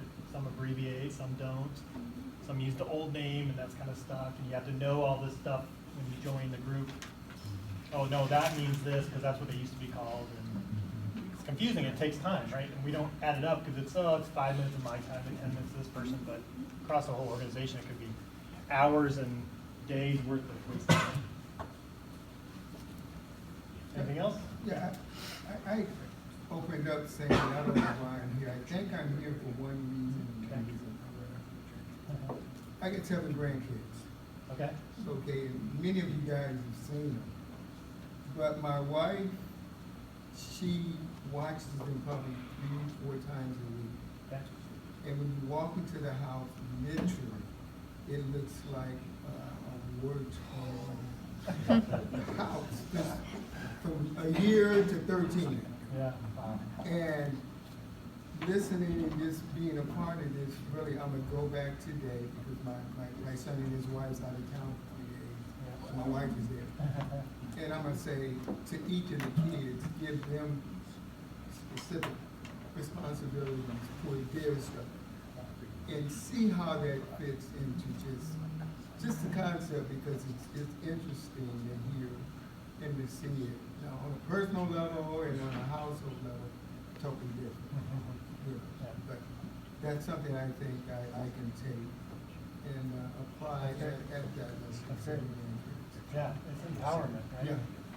You guys organize it any way you want. Just make it organized. Yes. And so they'll be very creative that way too. And they'll say, oh, I like what this person's doing. I'm going to copy that idea, and they're going to copy this idea. So yeah, it's great when you don't go in and try to pose it, say, you have to do it this way. Say, how can you make it simpler so at the end of the day, all the toys are put away, all the things are in this place, clothes are where they're supposed to be. And you give them that freedom to try different things. Another thing is important with this is people are going to fail. And you have to be okay and let them fail. Even if you see it coming. Say, I should say something, but they got to learn their own and try things out. That's how people learn, is by experimenting and trying things. But you got to create an environment that it's safe to do that. And if it goes wrong, no big deal. We can change it. We can fix it. Then if people are willing to try it, they're not afraid to try it. Okay, great. So I want to introduce Six Sigma concepts a little bit. I won't spend as much time on that. But some of you may be really interested in some of the topics around this because it gets a little bit more into some more complexities. And the history of Six Sigma has a very similar path. It started officially in the mid-'80s, but if you go back, some of the tools have been around for over 100 years. And so it's just evolved over time to be where it's at today. And most of the organizations do some kind of combined Lean and Six Sigma methods because they each have their strengths. So also Dr. Deming appears in a lot of the Six Sigma history. So he's a very important, pivotal person. So if you never heard about him, he may be an interesting person to research. But he actually spent many decades in Japan, but he started in the US as a statistician and helped with a lot of the efforts during the wartime to increase productivity by using statistical methods. And then he went over and shared his knowledge with the Japanese, and they embraced it, and then they kind of took it and ran with it. Motorola is responsible for kind of developing. They took all these tools and said, this is just too much for anybody to digest. Why don't we put it into more structure so it's easier to go through a step-by-step process, and I'll talk about that. They developed a Motorola University after a while when they had a lot of success. The reason they went down that path is they were getting beat by their Japanese competition. Wait, these parts now, the TVs we're making, were getting beat out because the Japanese are higher quality and less cost. What's going on here? Oh, and better quality too. So they had to do something different. That was their reason for change. And then General Electric took it and ran with it when Jack Welch took over as CEO. And he claims they saved like $5 billion through their improvement efforts. It's just a monstrous amount of money. Because they track all the savings, and what he said was really different. He said, if you want to move up in GE, you have to be a green belt level. Meaning, how can you lead change in the organization if you don't understand these tools and concepts? How can we expect your team to do this if you don't understand the concepts and tools? So that was really powerful. There was a lot of focus on finances and certifications, and there's mixed reviews on how that can be a driver. But it has spread into many different industries over the last few decades. Again, a lot of these techniques start in manufacturing. You have repeatable processes, very visual, but a lot of industries are realizing, oh, we can use these same concepts, just like with Lean. We have to tweak it a little bit for our industry and our purpose, but a lot of the fundamentals are still the same. So let's talk about those. So I like to use the analogy of golfing to describe something called the sigma levels. And that's the word that people are really confused about. What does sigma mean? It's actually a Greek letter, represents S, and we use S in like mathematics and statistical terms to represent the standard deviation or the variation of a process. So it describes how good a process is in terms of its variation. So if you're a 1 sigma golfer and your requirements is to hit the ball past the bunker and the sand traps, but not too far that you get into the other sand trap, then this is the requirements of the goal. And if you're 1 sigma, that means you are not easily meeting those requirements. Sometimes you shoot the ball and hit the tee shot and it goes way past. Other times you hit it and it falls way short. And sometimes you get lucky and it lands in the middle, but it's pretty random and it's not consistent. And so in a 1 sigma process, 30% of the time you meet the outcomes, and 70% of the time you don't. That's not a very good process. And you probably would not be a very good golfer. This is your outcome. This is what probably my process is. A 2 sigma process gets a little bit better. You can see that the red arrows shrink down, less variation. It still only achieves 70% success, but it's better. And you can see that they're hitting more of the shots are landing in the zone. So let's keep going. 3 sigma process. Most of the shots are starting to land inside of the zone. That's good. 93%, in fact. A 4 sigma gets up to 99%. You might say, that's exceptional. Maybe, depends on what your process is. If it's how many pieces of mail get delivered to houses, if there's a 1% failure rate, how many people are going to miss their mail? Thousands of people won't get the mail. That's a horrible percentage if you're talking about some high volume like that. Or if it's bags that actually make it to their final destination through the airport. 99%, that means a couple people on the flight will lose their bags. Every flight. That's not a very good percentage. So they said, well, 99% isn't good enough.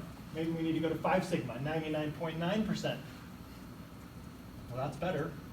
And you can see they're, not only are they doing better, that they're staying away from the edges too.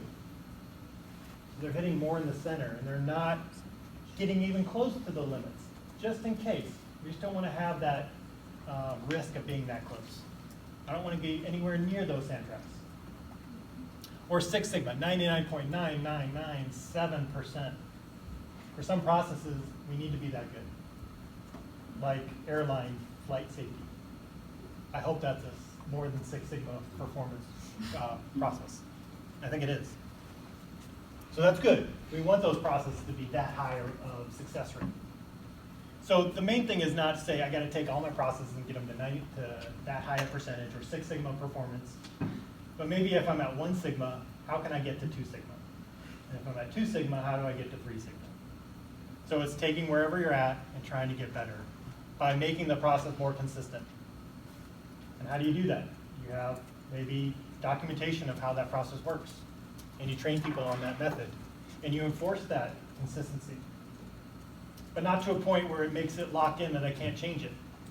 You should always be able to say, if you got a better idea, let's hear about it. But until then, we need to do it the same way. So it doesn't matter who comes to us, they get the same results. And that's why you see the fast food places. You can go to any location and you can get pretty consistent results because they've standardized how that does. The consistency and the variation is the same. Okay? And you can compare different processes. I mentioned like tax advice, probably not a very good process, especially if you call up somebody on the phone that you don't know and say, what should I do? How should I fill this out? They're probably going to give you not great advice because they don't know your specific situation. Or baggage handling. This is restaurant billing. I go to a coffee shop pretty often, and I get charged different amounts, even though I order the exact same thing each time. So there's variation in how much I'm going to get charged. So that process is not very reliable or very good. Maybe 2 sigma process. Probably about 70% of the time I get charged correctly. Yeah, why do I go back? I don't know. That's a good question.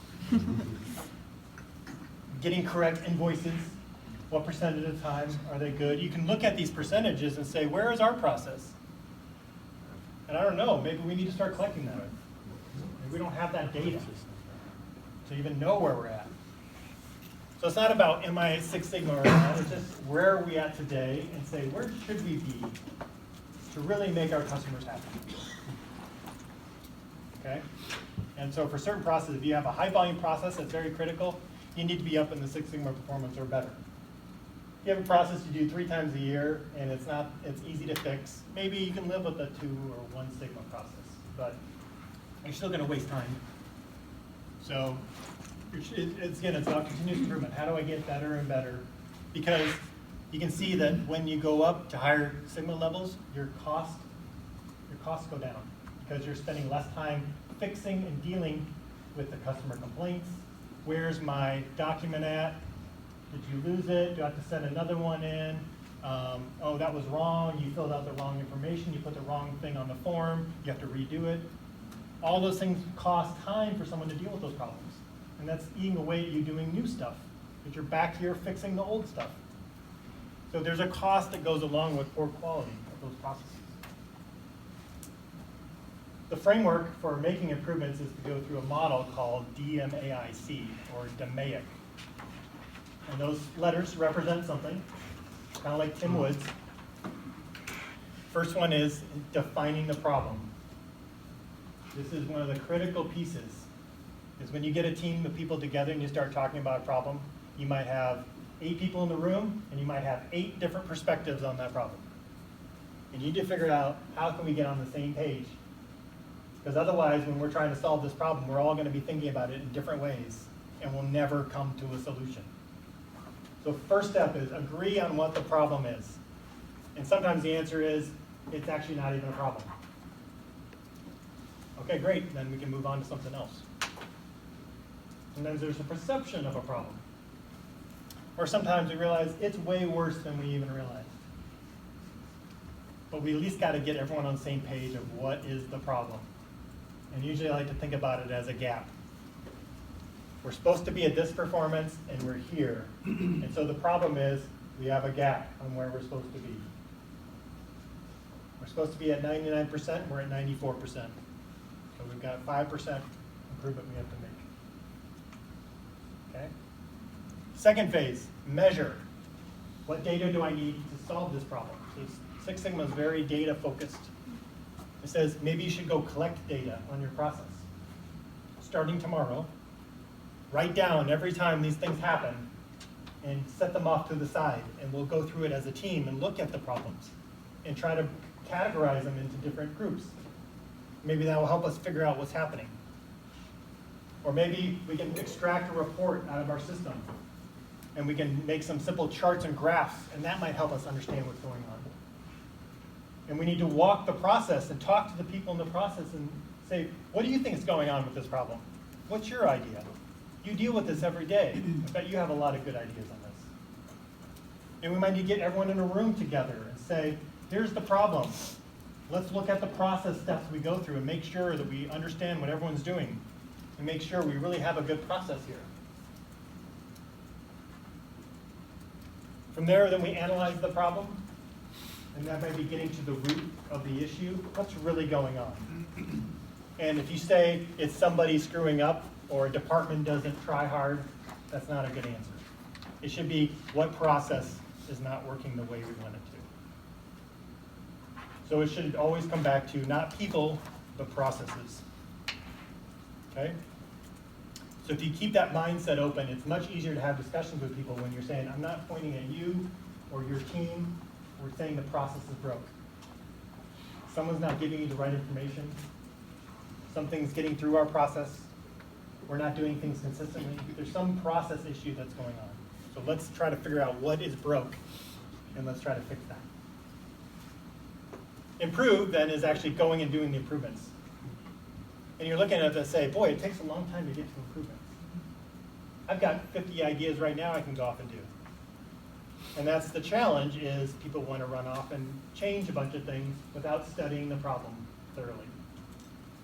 And so what you're saying is, go a little bit slower, take a methodical approach, so when you get to the improvements, you have the data and the supporting evidence to say this is the right approach to take. Versus, let's try this out, and oops, that didn't work, and now we're even in worse shape. You know, small stuff we can try out, little things like that, but when we try to make big changes in the process, we want to make sure we are pretty confident that's going to work, because it can take a lot of effort and time and even money to go implement those. So what we're saying is, go a little bit slower at first, make sure you have everyone in agreement on what the problem is before you start launching into improvements.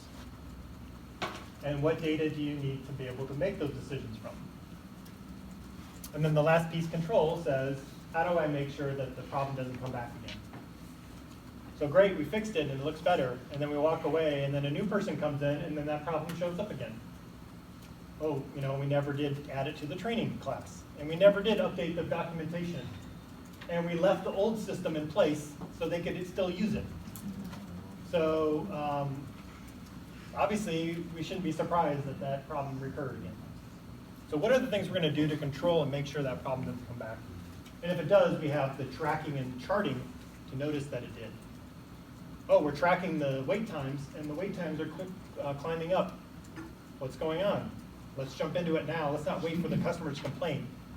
We can see in the data that something's going wrong. Any questions about those steps? So through the Six Sigma training, they go through and we teach different tools that go along with each of these phases. And that's the part that makes it a little easier to digest, because before, Six Sigma was just, here's 100 different improvement tools. Just go pick the right one at the right time. And this one says, start with this process, use these tools. Go to the next process, use these tools. More methodical and easier for people to learn. So that's what I think is really the important part of it. It's not new tools, it's formatting the tools in the right order and sequence. So I mentioned data a lot. You can't guarantee you make improvements if you don't have data before and after. Otherwise, it's just kind of gut feel. Well, it feels better, but it would be much better if we had numbers to look at. To say, yep, it used to take 4 minutes, now it takes 2 minutes. Versus, well, I think it's faster. That's not as reliable numbers. It's just guessing. We also want to make sure that the improvements were actually a result of the changes we made, not just it just happened to improve on its own. Because our processes go through ebbs and flows and things like that. So we want to be very clear about when we introduce some changes and be able to measure that. To say, no, that improvement is directly because of the training we did. Or the training we did didn't actually work. Because we isolated out our data and we can see that it actually didn't work. So what do we need to try now? Okay? And you have to have good data. If you have bad data, you're going to make bad decisions from that data. So there's a whole approach around making sure your data is of good quality. And sometimes that means we have to start over. Our data system is not trustworthy. And might have to get a clipboard and a piece of paper and a pen and start writing down numbers on a sheet until we can figure out what's going on. Other times you have all the data in the database and you just need to look at that data and do something with that information. It's already there. So it can vary quite a bit on what kind of system you have in place. And so it can be a lot of effort or very little effort, depends. One of the tools is called a Pareto chart. How do you prioritize what to work on in that problem statement? Because if we're going to go after climate action, we could, well, how do we solve all these problems? It's daunting, it's overwhelming. So Six Sigma would say, pick the top ones, focus all your attention on those. And try to put a dent in one of these two major categories, and you'll have a huge impact overall on the bigger problem. What we end up seeing is everybody's doing a little bit on all these things, and then we're not seeing the overall progress we'd like to make. And so prioritizing what you can actually address and staying focused on the things that have the biggest impact. Say, if I can just fix this one or two problems out of all of them, it's called the 80-20 rule. If I can fix the top 20%, I can maybe have impact on 80% of the total problem. So it's a smarter way of going after certain parts of the problem. Yeah. So this graph's super important in the type of work that we do. If you look at the bottom right, it talks about the emissions from various parts of what's called the life cycle of a product or a service. And so a lot of people say, like, I'm taking care of the environment, I recycle. Well, disposal in all those categories, for the most part, represents just that tiny little bit of an item's carbon footprint. The red? Yeah, the red. So it's the production or distribution and use of all these products that is the biggest environmental footprint. So if you think about all that inventory in that closet, yes, that is solid waste, but think about all of the waste involved in the manufacturing of all of those goods and services. So running a lean operation not only reduces your waste that you throw away, but it's reducing all of the upstream emissions and all that sort of stuff. And this is where like solid waste management is going. We're working to educate people that yes, you should recycle, but reduce and reuse is so much more important because then you're actually looking at the overall life cycle and reducing that life cycle. The orange is the production impact, yeah. So if you don't have to produce something, you can reuse it or refurbish it. We don't have to go through that same cost each time. But it's all a prioritization because you have limited time and resources. And so let's let the data help us prioritize what we can focus on to have the biggest bang for the buck. And it said we can't solve it all, but we can put a dent in a couple of those problems if we focus our attention there. Charts and graphs. This is where we start to understand our data a little bit. I'm not going to go through all these different charts, but the idea is that if we look at the data and turn that into information and something visual that people can say, take all this information and compile it into something useful that we can make decisions from. You got to do it in some visual way. There's lots of different charts that are taught in Six Sigma around ways to visualize and make the data tell different stories. And I'll show you a couple examples here. But I always start with, there's a lot of statistics, but most of the audience is not going to be statistically sound and remember all the stuff they might have learned at some point. So the charts and graphs are what is going to catch people's attention and make it simple for them to understand what's going on. So I did a little experiment in some of my classes.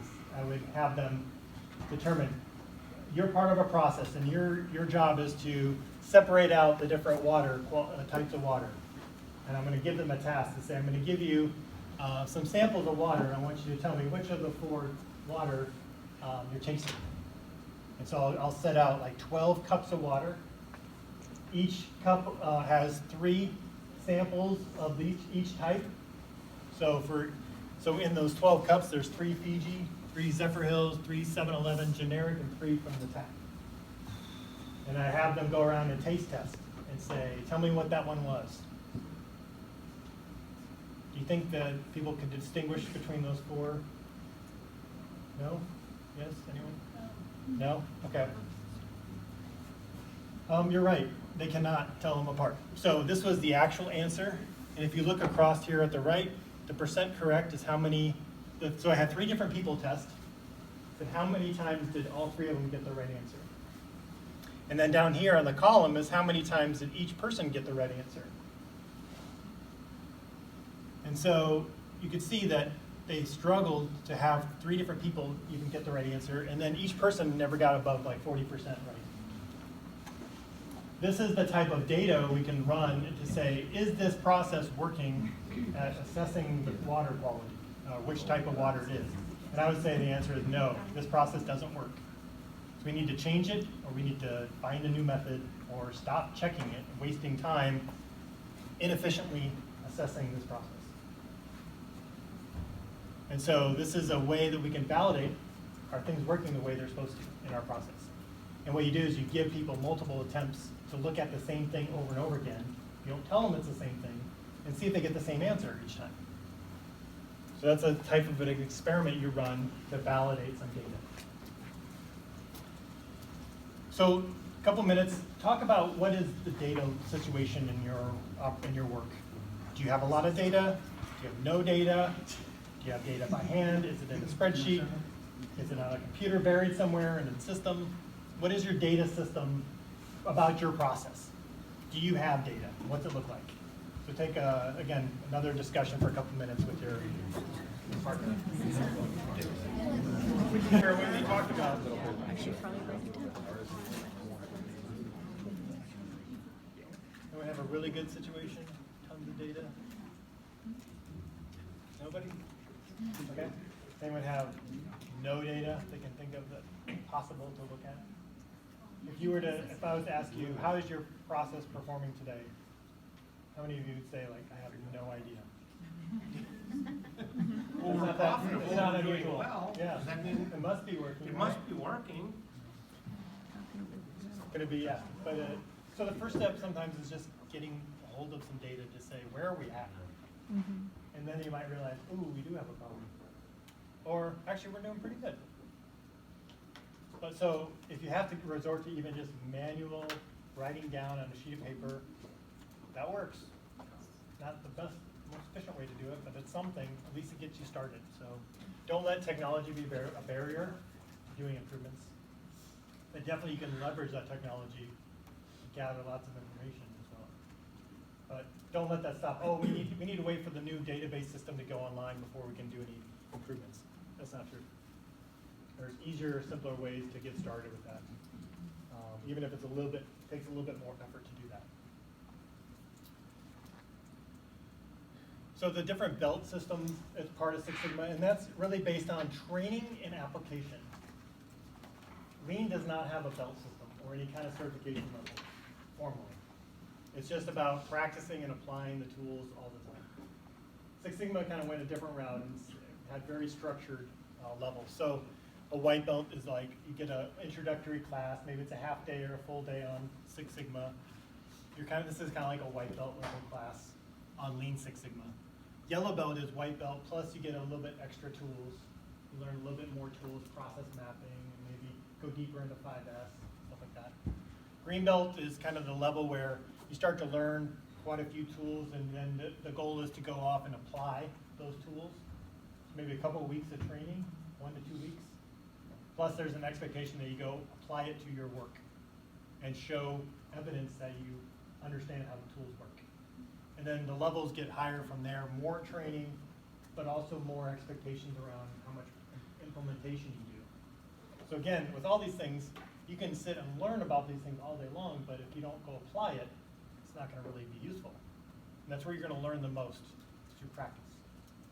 So that's why the levels increase in what training you go through, but also the experience and application goes up, the expectations go up as well. And there's pros and cons of certification, so I see both sides of it. I don't think it's the answer, but it does help to kind of establish some kind of levels of knowledge, so at least you know kind of where people are at. This is an example of one of the key tools in Six Sigma called the statistical process control. This is at Honda, and so you'll see an application in a factory setting, but I want you to think about your process and think about why they're doing the chart. And they're going to go through an example on how the chart helped them. And think about that. How does that work in your process to identify problems sooner? Okay?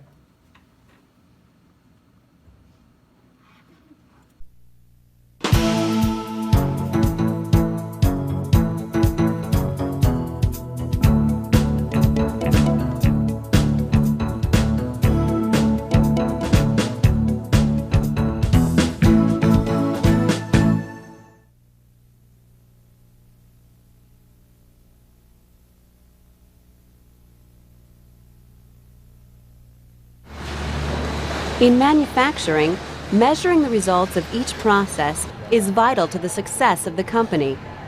At Honda of America, they rely on statistical process control to continually monitor and improve their processes.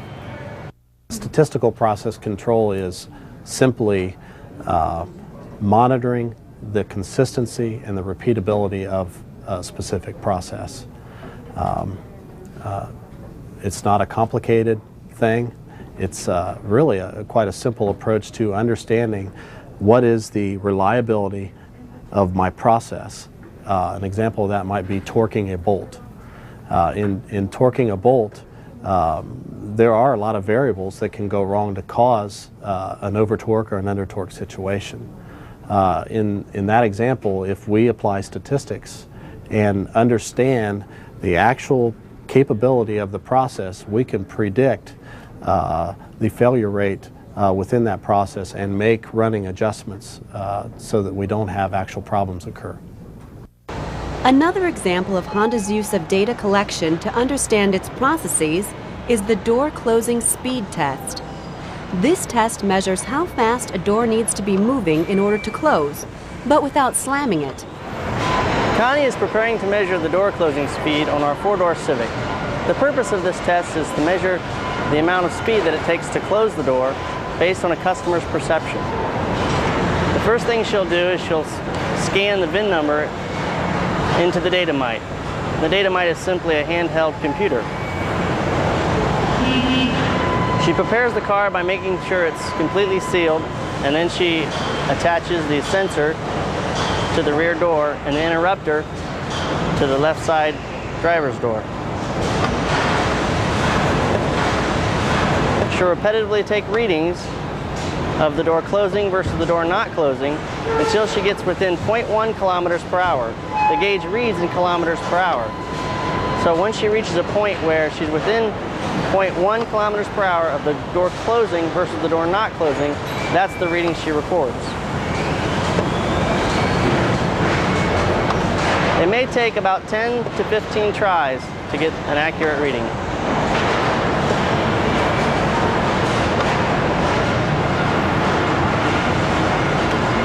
She found her reading, and now she'll punch the numbers into the Datamite.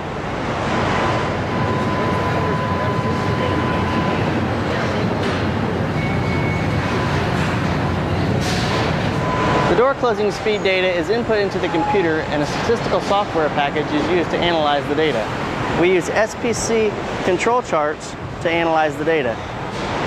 At the top is an X chart, or individuals chart. As you can see, the data is consistent and stable. There is no assignable causes present, only common cause variation. In addition to the SPC charts, we also use a histogram in order to do a process capability on this particular characteristic. The histogram shows a distribution of the data based on about the last 2 weeks of data. The CPK is a capability index that tells us how well we are at meeting our specifications. Industry standard shoots for a CPK of 1.33, and we are currently meeting that. we have a number of different ways that we collect data or do statistical process control and monitoring. Those range from equipment that automatically collects the data to a manual process where the associate's actually taking a reading and plotting it manually on a chart, to a process where we may be doing some offline inspection and actually collecting data with some hand gauges. This data is processed in a number of different ways, but the most effective method is by the associate understanding what do they do when they're out of control, when they find a point or a measurement that is not where it is supposed to be, and then they take action on it on an ongoing basis. Waiting and analyzing the result after is not always that effective, but for continuous improvement, doing it as you go is what's important. During the door closing speed test, a result came back that extended outside the upper control limit on the control chart. This indicated that for one door on one certain car, it took an unusually high amount of speed to close the door without slamming it. This is an individual's chart, or an X chart, showing a plot of data of door closing speeds over a certain period of time. On the chart, you'll notice an out-of-control condition at this point, meaning there is an assignable cause potentially present. This assignable cause was investigated, and it was found to be a problem with the fixture used to install the striker. The striker was installed slightly offset due to a broken fixture. When the striker is slightly offset, it will cause the door closing speed to be higher than normal. The fixture was replaced and the data fell back into control, and it was consistent and predictable once again.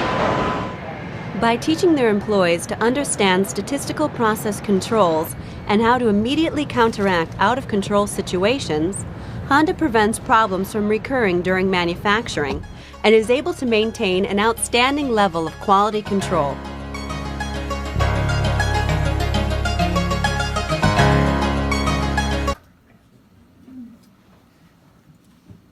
Okay, so, yeah, different process, but the key thing was that they had, the data told them there was a problem and they didn't notice it. Something had broken one of the fixtures and the data started acting unusual.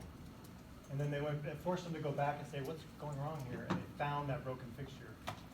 If they didn't have that chart, it could have been days or weeks before they noticed that problem. And that's what a recall is called. Right? Now we gotta pull all these cars back that we made over the last couple of weeks, and they can put out a lot of cars in a couple days. How many recalls that would require to go check all the ones that were suspect from the time it broke to when they actually noticed the problem. So for them, it's critical that they get on top of these problems very quickly, not let them drag out, because that's very expensive. So I'll just show you a quick couple more things, because we're running low on time here. So one of the projects I worked on was energy reduction, and I used the Six Sigma methods to do that. We took a look at the different facilities, and it's pretty obvious in our Pareto chart which one to focus on. It was headquarters, a huge building. I had no data, so I had to go around with a clipboard and record data off of different sub-meters. There's 52 sub-meters in the building. I had to find them all first, and then we had to take turns going and collecting data, and we built a pie chart of where the energy was coming from. Then we did some modeling to kind of validate it, and it told us temperature was really important to affecting our kilowatt hours, which is obvious. So we can't control temperature, but we can control the equipment that runs the hot heating and cooling in the building, and that's where we focused a lot of our attention on the setback program. Because we turned out, we talked to everybody that it just runs 24/7 at the temperature, whether people are in the building or not. So we came up with a program that looked at actually when people were leaving and coming into the building, and we adjusted it to only operate in the proper zones during those times. So we pulled badge swipe data and looked at actual entry coming in and out of the building. And then they had a button here that was installed on the wall that said, if you come in at an odd time, we don't want to discourage people from coming to work. You just press that button and you get 2 hours of normal temperature. And if you stay for 4 hours, press it again. So we didn't want to, so that was a way to kind of deal with the change resistance to saying, oh, I might come on the weekend, I don't want it to be too cold or too hot in here. They had those buttons ready to go installed, but it cost $50,000 to install, and they couldn't get approval. When we went through our data, we did a pilot project in one section, a small section of the building, and that pilot project said, you will get that money back very quickly, within 6 months, if you do this program. That was what we needed, the data we needed to sell to management to go forward with that project. So the idea wasn't new. They actually already purchased the items, but they couldn't get it implemented because they didn't have the data. So that's really what the project brought to the table there. So I'm going to skip on through. There's a couple more charts. This is a donation or sales from a nonprofit by day. And then you can look at staffing and say, do we have our staffing lined up and matched up properly with when our sales are for those days? And maybe, do we have more people on Saturdays and less people on Tuesdays? So the data helps us make better decisions. And we also have to look at, a lot of the processes improvements we talked about really focus on the actual process. But make sure you're also looking at outside the process, like at the heating and the cooling and the lighting and the pipes and the chemicals and the water flows. Those are all the environmental aspects of your processes. Those often get overlooked in normal Lean Six Sigma improvements. So to really get a full picture of the whole impact of that problem, make sure you include these other areas that are outside there, including the solid waste and the landfill charges and the pickup fees and all that. So don't just see too narrowed, you overlook the other areas of the process, behind the walls, basically. So if you don't have enough time, maybe start with 10 minutes a day, or 1 hour a week. You can do a lot in that time to carve out time for improvement. If your management doesn't support this idea, then apply it to your own work, or do it at home. And if you don't think you know enough, I taught you about 8 wastes and 5S. You can do a lot with those 2 tools. And practice. I would say practice those tools instead of saying, oh, I need to go through weeks and weeks of training. No, you have already some ideas you can go implement. And you can Google search a lot of stuff. Almost everything's out there. I could probably piece together your own improvement program and training by online resources that are out there. And I do have a free course that you can take to go into deeper topics that we've introduced here. So I just want you to make sure that you can think about application of this to your personal life, at least something you took away from today that you can apply at home. If you can apply it at work too, even better. But at home, you have full ownership of that. It's your processes, and you deal with it every day. You figure out a way to get ready in the morning faster, and make dinner faster, and do the dishes faster, and mow the lawn faster, and vacuum the house faster. And make it simple and easy. You don't actually dread it. You actually look forward to it because it's organized and streamlined. It'll just get you started down this path. It just takes that first improvement. And I mentioned before, make sure you start with your own processes. Don't try to lean out someone else's process. So that's pretty funny. And this is a link. So I'll send out, Greg will send out all the slides. So you have these. The links should be able to access those videos. They're all on YouTube. So just to summarize, and we'll take questions here. The Lean and Six Sigma methods are 2 different methods, but they are merging together probably the last 10, 15 years. Most companies have some blended approach between those 2. They're very effective and successful, but what we're trying to do is spread this knowledge to every organization because the application is there. Just maybe you have to think about it a little differently for your type of work. Look for the 8 wastes in your work and in your personal life. Organize your space using the 5S methods. Start small. Don't go after, oh, I need this huge, big implementation and big change and big solution. Start simple, small, little things. Let's stop doing things the customer doesn't want. Start doing things they do want. Collect data to better understand your problem. Work together with your coworkers and staff. And then if you are a manager, help them become better problem solvers. Don't give them the answer. Ask leading questions. Instead of saying, oh, you need to do this and that'll fix it. Just say, what would you do? How could you better organize that area? I liked your example. Don't tell them how to organize the toys and clothes and the things they play with, ask them to organize it in a way that they can find what they want quickly, and then it's put away at the end of the day. And see what they come up with. You'll be surprised. Work in teams, more people better than one.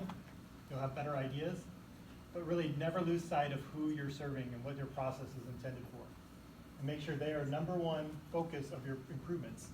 If what you're gonna do is gonna hurt or be negative to them, then you're probably doing the wrong improvement. Okay, so these are some other links. If you want to see examples of lean applied to like nonprofits, natural disaster recovery, some healthcare examples, outside kind of like non-traditional organizations, there's some links there.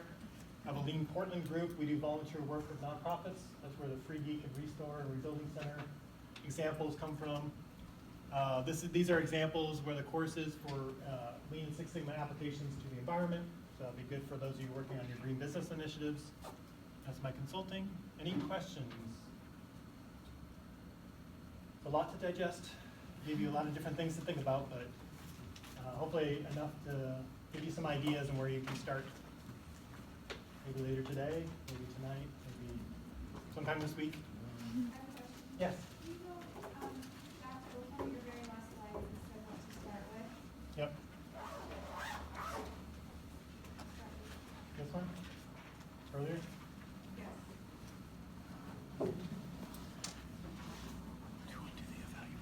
Any other questions? Yeah, we've got just a feedback form, so I need data. See how we're doing, right? Get feedback, and this is, like when you go talk to your customers, you're gonna hear some things that probably aren't very pleasing, and that's okay. You say, all right, we want to try to improve, so sometimes you need to hear the feedback, right? So if you have any suggestions or comments about it, about the class, let me know. Any other questions while we're handing those out? Anyone struggling to see where they could apply some of these methods to their work or their home?